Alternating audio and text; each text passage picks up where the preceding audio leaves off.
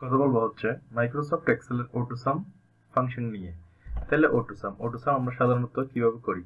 আমার এখানে দেখতে পাচ্ছেন আমি যখন ক্লিক করেছি এই যে ইকুয়াল সাম ফাংশন দিয়ে আমরা কাজটি করি, তাহলে আমি ম্যানুয়ালি না করে এক ক্লিকের মাধ্যমে কাজটি করতে পারি। আমি যদি আপনাদেরকে বিস্তারিত দেখাই, আমি এগুলো কেটে দিই। এখন আমি যদি একটি একটি করতে চাই ম্যানুয়ালি, তাহলে আমরা যেভাবে সবাই করি ইকুয়াল SUM ফার্স্ট ব্র্যাকেট দিয়ে এই যে সেলগুলো সিলেক্ট করে দিব, ব্র্যাকেট ক্লোজ, এন্টার। এটি করার পর আমি এখান থেকে এভাবে ড্র্যাগ করে আনতে পারি, এভাবে উপরে করার পর আবার উপরেরটি করলাম, সিলেক্ট করে দিলাম, এন্টার দিলাম, তাইলে চলে এসেছে। এটি হচ্ছে আমার জেনারেল পদ্ধতি, যেটা আমরা সবাই করে থাকি। তাহলে আমরা এক ক্লিকের মাধ্যমে কিভাবে করব সেটি দেখি। এগুলো আমি ডিলিট করে দিলাম।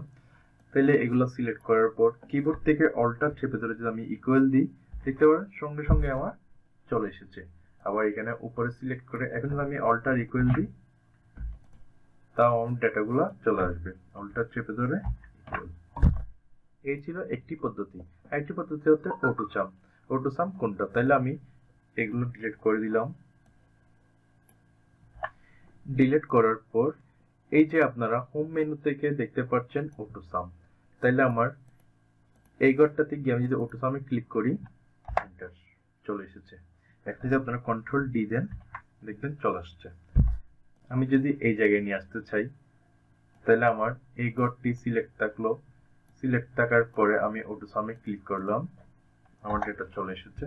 এখন এগুলো সব সিলেক্ট করে আমি যদি কন্ট্রোল চেপে ধরে ডিতে ক্লিক, আশা করছি আপনারা বুঝতে পেরেছেন।